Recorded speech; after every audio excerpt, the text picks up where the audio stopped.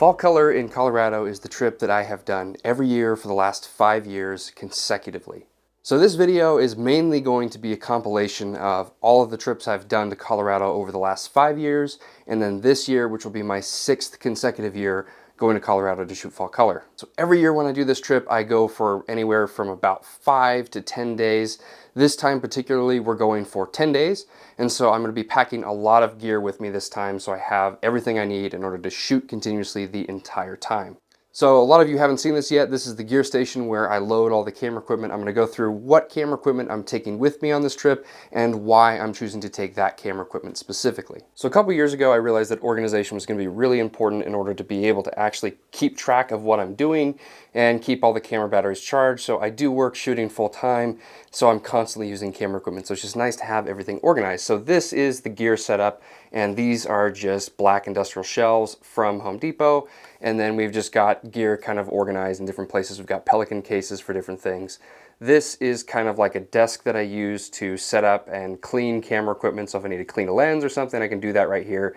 And then right up here, we have a charging station. Here we have a bunch of just really cheap ammo type containers you can get at Walmart. These are just for storing different things. So I've got, lens caps, lens cloths, cleaning tools, screwdrivers, different mounts, flash, all that stuff is just mounted in different bins that are labeled. And then I have Pelican cases. This one is the one that I use to carry camera equipment. That one's for video equipment specifically, so audio equipment. I have a big one down there for a larger lens. And then we have the drone right there, and then just a smaller bag I use when I fly. So the light we have right here, this is the FTF Gear Tube light. I love these things. These are awesome. And so this is mainly for looks, but it also kind of helps illuminate everything so I can see what's going on. There's gonna be a link for those down there in the description of the video. And then this light right here is one of the most handy things I've ever done. So it's magnetic. It comes with a little mount right there. And it's just basically like a wand light that you can adjust the brightness and the color. And these things are awesome. They're so cheap. You can actually adjust the brightness just by holding down this little touch button on the side. And this is really great because it helps me see what's going on right here. So just cast a light right down there, and then if I need to, I can just pull it off and get really close and see what it is, especially when I'm cleaning camera equipment. So these things are awesome. They're extremely cheap, and I'm gonna put a link to those down in the bottom. You can get them on Amazon. I think they're less than 30 bucks. So definitely worth it. I have like 5 of these, and probably my favorite thing of this whole setup actually, because it just makes seeing what I'm doing so much easier. So here on the table where I clean and get all the gear ready, we've got the stuff that we're taking with us on this trip. So the main camera body I'm going to be using to shoot photos this trip is the Nikon D850. I've used the D850 for like 6 years, whenever it came out. Ever since it came out, I've used the D850. I actually had one D850 body before this, and I traded it in to get another one. So I have a second D850 body here that's brand new. I love this body. It's just probably my favorite DSLR that's ever been made. So we're gonna shoot with the D850 for photo, and then I have a couple different lenses back here. These are all Tamron lenses. I'm a big fan of Tamron lenses. I think they have the best color cast and they're nice and lightweight. So this is actually the 28-75. This is for Sony, so this will be for the A7IV that I'm filming with. Then I have the Tamron 15-30. This is my go-to wide angle I use for Astro, and pretty much every landscape I've ever shot has been with this lens. Sadly, this is discontinued, but if I can find a link to one on Amazon, I'll leave a link for that down below. They're hard to find. Then I have the Tamron 24-70 2.8, so 99% of the photos we're going to shoot on this trip will be shot with this lens right here. And so I have a polarizer mounted to it right there. This is a Breakthrough Filters polarizer. So polarizers are probably the most important tool when photographing fall color because they help cut, glare and stuff off leaves. So I'll show you that on this trip, why those are important. So speaking of polarizers, one of the things I recently decided to just cave in on and go into is this new Helix system from Polar Pro, which is supposed to make life a lot easier. So normally with a polarizer, you have to unscrew the polarizer off the lens. That takes forever. And since I'm shooting with a bunch of different lenses, you just want to have a polarizer for every lens, which gets expensive. So instead of having to screw the polarizer off of every single lens, put it on the new lens constantly, Polar Pro has come out with this Helix system, which is absolutely awesome. So let's go ahead and open this up. So here is the polarizer itself. This is the Chris Burkard edition polarizer. So what's really awesome about these is they're magnetic and they quick lock, so they're actually really stiff. So they twist and they're magnetic and they come off. And the very first thing I noticed about this, they're solid metal, so I'm not really worried about an impact. I love how small this is. Instead of having to keep track of like a little plastic case to keep your polarizer in, you can just keep it right there with these. They're called Defender caps. So love this system so far. I'm really excited to use this. This will be nice when I'm just switching the polarizer from lens to lens, especially on the Sony right now. I don't have any mounts or step-up rings or whatever to make a polarizer fit, so that is going to be much more convenient. So then I also have my gimbal here set up to charge. So what I've done is I've just mounted some power strips to this pegboard, and this is just pegboard you can get at Home Depot. I just plasti dipped it black. Originally I was going to use spray paint, but I just like the fact that plasti dip gives it kind of a rubber protective coating so that when I move these little pegs in and out, it's not as likely to just scratch that off. So plasti dipped black, and then I've just mounted some power strips here so I have a bunch of power. Normally I'm using these for tools or other things that I need for cleaning or for getting things ready, but I can use it to charge stuff as well. So this is charging the gimbal that I'm going to be using when I'm filming on this trip. So this is the DJI RSC2. Haven't really ever needed the RS, I think. So far I think the RSC2 has been perfect. Coming over here to the charging station, this is really simple. I've just taken a piece of black plastic and made a shelf basically, so it's not just a grate. And then we have all of our camera batteries here charging. And I also have the Benro Polaris right here. This is plugged in, this is charging as well, so we can shoot some astro while we're out there and do some tracked images. And then along the back here, I'm working on mounting the rest of these, but these are just camera battery chargers that get mounted to the pegboard. So this Sony battery charger hasn't been mounted yet, but that'll get mounted right there. And so then I can just charge all the camera batteries in the back right there and then grab them as I needed. So I also have the DJI drone batteries right here. These are the Mavic 3 batteries. These are charging right now so that we can use them on the trip. And then we have all of our Nikon batteries for the D850 and then all of the Sony batteries for the A7IV we're going to be using. And then we have this. This is a new power station we started selling at the place I work. So if you guys want to check these out, these are the Nebo Rambler 100. Power stations. These things are awesome. So these are available on foreignerlifestyle.com. I do the marketing there. You guys can pick those up. There's going to be a link for those in the description as well. And these are the two camera bags we're going to be using to haul all of this gear. These are my two favorite bags of all time. Hands down, I think they're the best bags I've ever had. So this is the fstop Gear Tilopa. That's a 50 liter, I believe, in cypress green. And then I also have the Shinn 80 liter, which is pretty much my go-to whenever I'm doing a trip like this, because it's the only bag that can fit all of the crap that I take with me every time I do one of these trips. So in this bag right now, we have the Tamron 150-600. This is one of my favorite lenses for shooting fall color because a lot of times you got to shoot really intimate, really zoomed in shots. And then on the front right there, I have another breakthrough polarizer that I use pretty much all the time that never leaves this lens. And this lens cap doesn't quite want to sit on there now. The polarizer is on there, but this lens pretty much just lives in this bag. It's the only bag that I can really fit this lens in and all the other stuff I need. So that lens is already packed. And I'm organizing this so that this is kind of the photo bag and this is the video bag.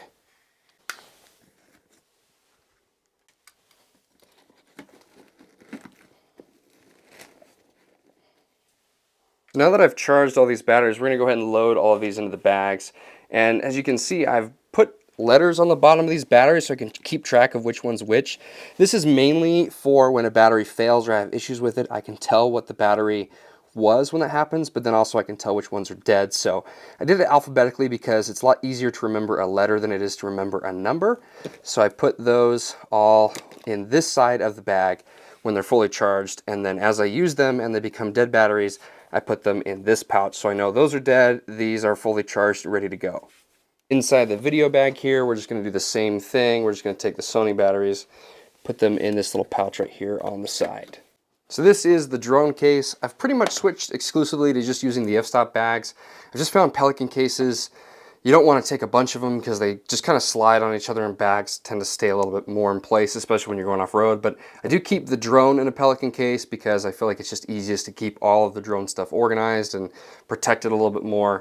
So in here we've got the Mavic 3 Pro. Now this isn't actually the drone bag from F-Stop Gear. I can't remember what this bag was actually designed for, but this bag is perfect for this. I use this all the time. So when I fly, when I go to Hawaii, wherever I'm going, I'm using this bag to move the drone because it's super convenient. I can even actually just fit this inside my F-Stop Gear bag to the side really conveniently. So what I love about this bag is that when I go to open it, there are these little pouches on the inside. I can separate things apart, and this is where I keep all the extra propellers.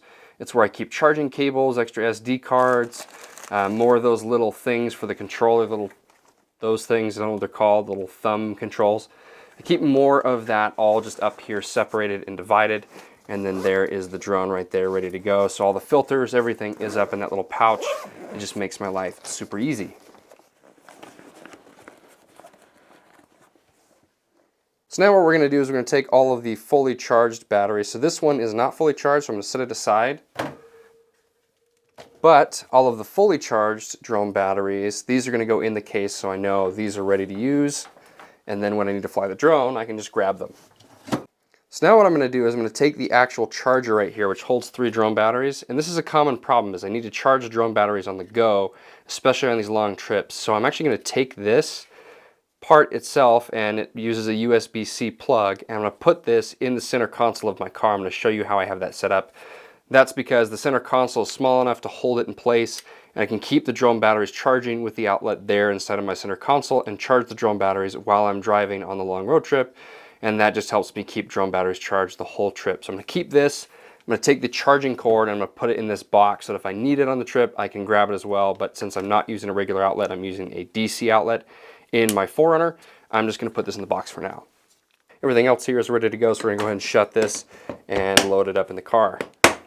So I shoot with a ton of SD cards. That's constantly, I'm filling SD cards up, and it's hard to keep track of what's what. So I finally figured out this really simple system. So this is just pegboard from IKEA, and then you can actually just get these little bins, and I've just labeled them. So what I do is immediately when I get back from a trip, whether the card is full or not completely, if it has anything on it that hasn't been copied off, it gets dropped here into this full bin, and then I know that that bin needs to be copied over to a drive. So right now you guys can see there's quite a few cards in there that I still need to clear and copy information off of because I'm just shooting constantly for work. So those cards are all full and they have stuff on them that needs to be cleared. Now, if one of those cards ever fails or corrupts or I have an issue with it, I need to check it out, I drop it in this little tray right here, and then I know, hey, that card, something's wrong with it. I don't know if it's, failed or whatever, and then if it does fail, I can throw it away, I can look into it. That's where I keep those cards, so I know, hey, something's up with this card. Cards that I've cleared, all the information's been copied off of, get put here in this cleared bin, and then I do just keep a bin of brand new cards in the event that one fails. I just need to grab one quick. Those are cards that just right out of the box, they've never been used. I know they're brand new and they're ready to go. Over here I keep a card case. So right now there are some cleared XQD cards for the D850 in this case, so I know this is just ready to go, and I'm going to go ahead and put that in the bag as well. The light that I use for this is the Lume Cube, I forget what these are called. They make like a mini and a large tube light, and this has been awesome. So Lume Cube did send this to me, and I love it. I use it for a bunch of different things, but it is really handy just being able to see what's going on right there, and then it's just hanging by hook so I can move it whenever I need to. Probably my favorite feature of the fstop gear bag, which is so simple, is this little flap, this inner flap on the inside. So your laptop can go right here, but then there's also just a nice watertight, well-made pockets here that are magnetic. So the magnets make it really easy to keep things shut. And then in order to keep things organized, whenever I'm done with an SD card, whenever it's full, I put it in a card case, and I put that card case in here. And that just helps me keep the cards that are, cleared, separated from the cards that are full. And the cards that are full are inside of that card case. And then if I'm leaving my car somewhere where I'm worried that someone might break in or something, I can at least just take the card case with me that has all of the information I just shot. Then if someone were to steal the bag, I still have all the footage and everything that I just shot without having to worry about it going missing as well, basically. Now, the other thing we're going to do is we're going to take these battery chargers with us so that we can charge batteries on the road.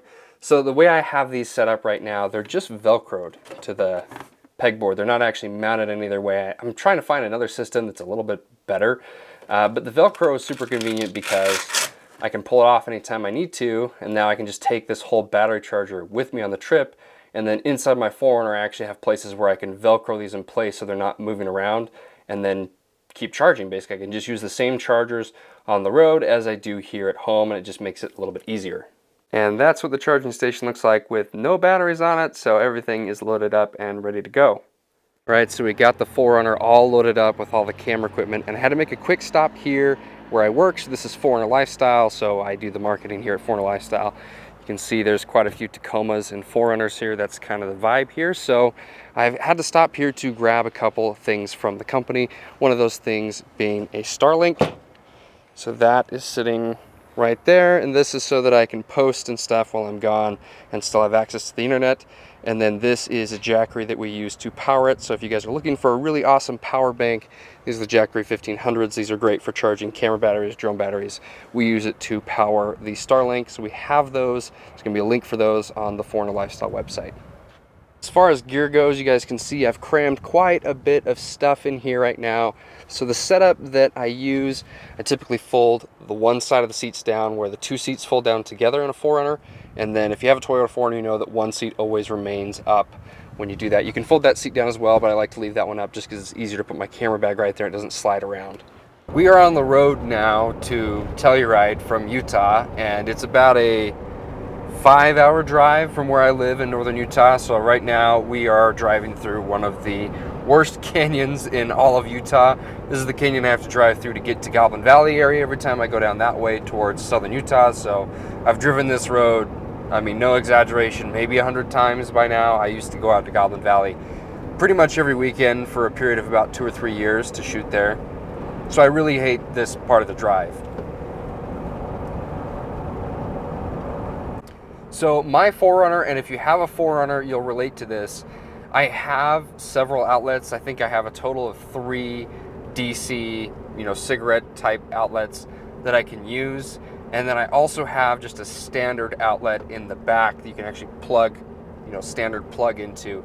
And that outlet in the back, one of the annoying things about the Toyota Forerunner is that it doesn't just turn on when you're in the car. You actually have to push this button on the left side right here near your other controls and your other switches, and it doesn't just get turned on and then turned off. Every time you start and stop the car, you have to push that button again. So hard for me to remember to do, but right now I have some batteries plugged into that in the back. Right now, mainly I'm trying to charge the Jackery that I brought with me from the company I work for. I'm bringing that to kind of add extra power source, mainly to charge and power the Starlink that we're going to be using. But then I've also got it to be able to charge drone batteries or my laptop, and it was at about 85% when I picked it up, so I'm just trying to finish charging it the rest of the way using the port here in my Forerunner. So really convenient. The Forerunner does come with those outlets, but it is a little annoying that you have to remember to push that button every time. You can't just push it and then every time you start your Forerunner, it doesn't just turn back on. You have to activate that outlet every single time. So this is a problem I face quite frequently because I don't always have a super convenient method of charging things from the little cigarette adapters for everything. I can charge my drone batteries that way in my center console. I can charge a few other things with that, but it's just nice to be able to charge things with a normal outlet and to have a better system for that. So I have a video coming soon on something I'm working on right now, a new system I'm coming up with to help solve that problem, so you'll have to stay tuned because I think I have a solution. For those of you who are on the go quite a bit and you need to charge all of your batteries, especially if you're going off-road and you're worried about all the batteries getting bumped around, they won't sit in the charger on a bumpy road, they'll just fly out. So that's really the problem, is you can't ever get them to stay on the charger and charge while you're off-road because they're just going to shake and fall off.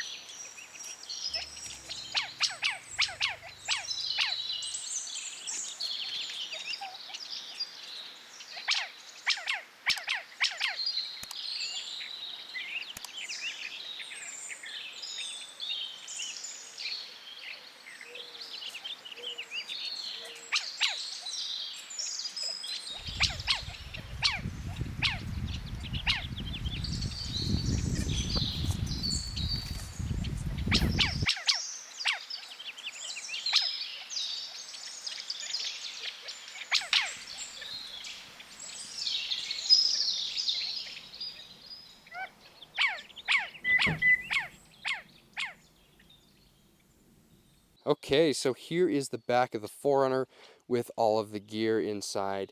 I have a ton of gear when I go on these trips. So this Pelican case right here is the drone, and then that black container right underneath of it, that's where I keep all my food and water and stuff like that gets stored in that case. So this right here is the tripod bag that I use for my really rad stuff tripods. So normally the tripod is inside that bag.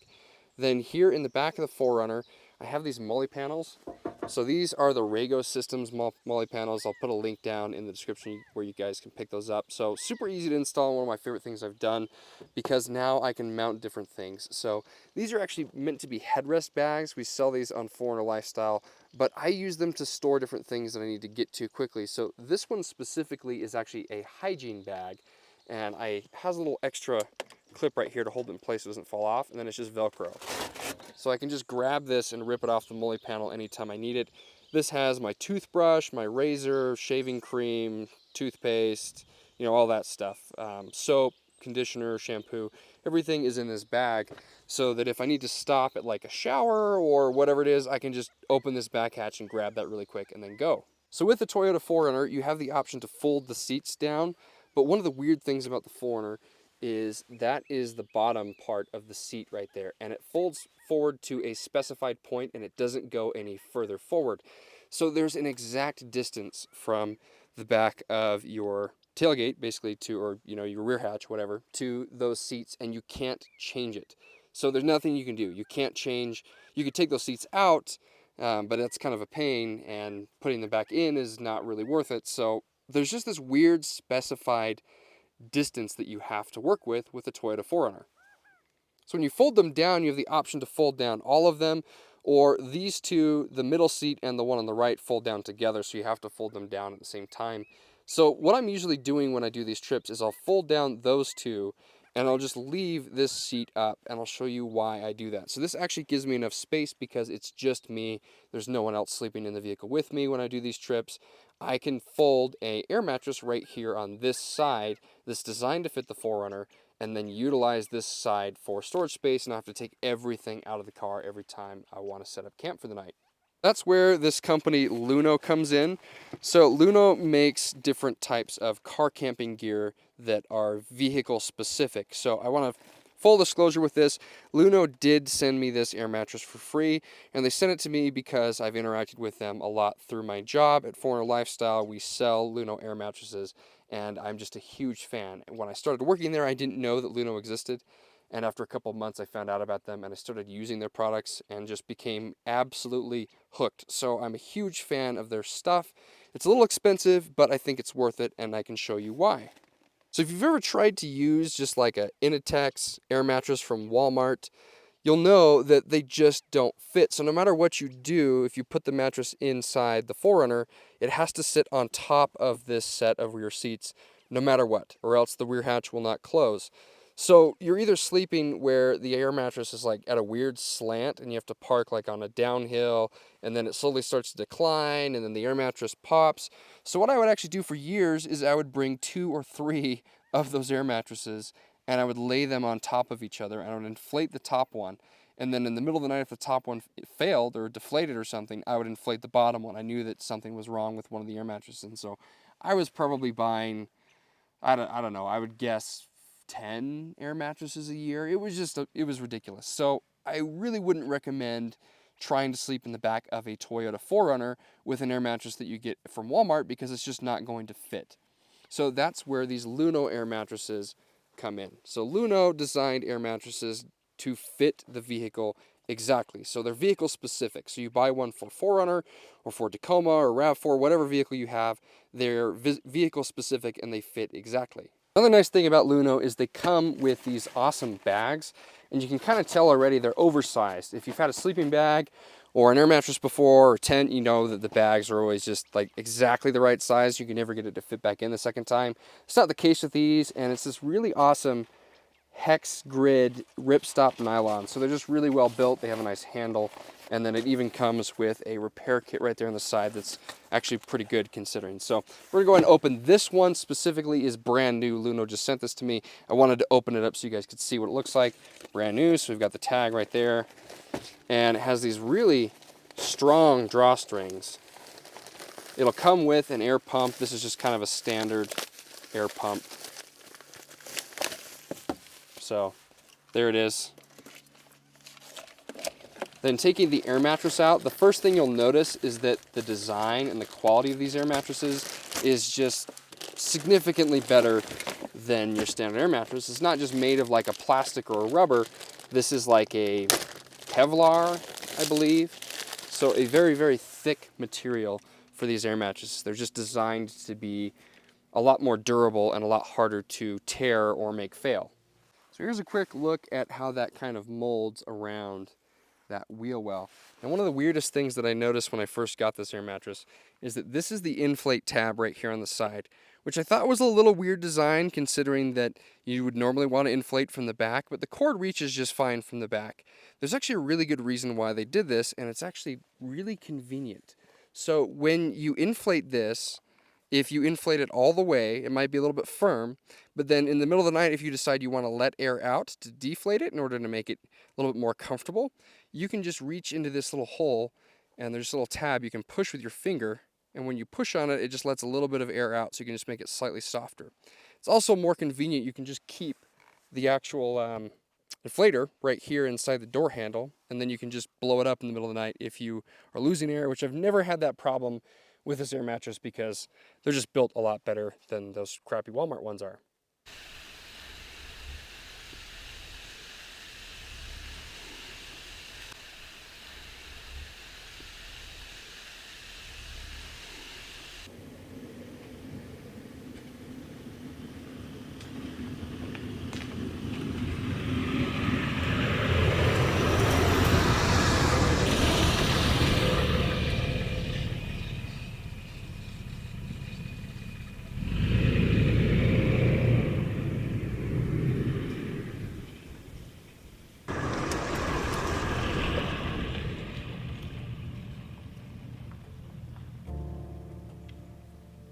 All right, it is day 2, so now it is October 6th, and this is the spot that I normally camp in when I come out here. So last night, I ended up spending most of the day in that area around our first campsite, just exploring a lot of the areas that I've never been to, and ended up shooting some of that little lake right there next to my campsite for sunset with the telephoto.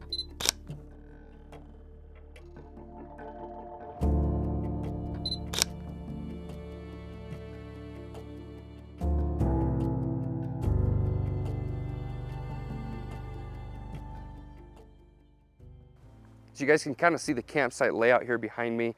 Forerunner right there. We have the Jackery set up with the Starlink power and everything. And this spot is just, it's one of my favorite spots. The view here is incredible. There's actually a really awesome composition right here with the river creating this kind of perfect leading line. Now I'm a little disappointed because this trip, I don't think I'm gonna get a very good shot of this composition just because it's nothing but blue skies. But I did get a really good shot of this last year. And I think I'm happy with that shot. We had some really awesome light last year. I think I got the shot that I want from this spot, but I still wanted to come back, see what else I could get. And it just looks like as far as this big composition, I'm not really going to be able to get anything because there's just no cloud cover and it doesn't look like there's going to be. So this is this shot I'm talking about here, this composition. I just love this. We have the river coming in as a perfect leading line. These peaks line up perfectly. I love how these pine trees kind of go up this little ridge, kind of cascading down into the shot. And then these aspens are always really interesting right here. They always lose their leaves a lot faster than everything else here. I don't know why, but they always just look really interesting where they're just kind of at just past peak. I like the way that that looks. That's kind of my preferred time to shoot fall, actually. I prefer right past peak when some of the trees are starting to really lose a lot of their leaves. So this is the composition that I like to shoot every year, and this is what you can see right from this campsite. I just love this spot. So I'm really hoping that maybe the weather changes and I'll come back and I'll get another shot, but the shot I got from last year here is pretty awesome. So if I don't get anything this year, I'm pretty happy with what I got last year. Thanks for stopping by for part 1 of this video. In part 2, we're going to be hitting some of the most iconic spots in all of Colorado for photographing fall color, as well as diving a little bit deeper into some of the photos and how I'm capturing them.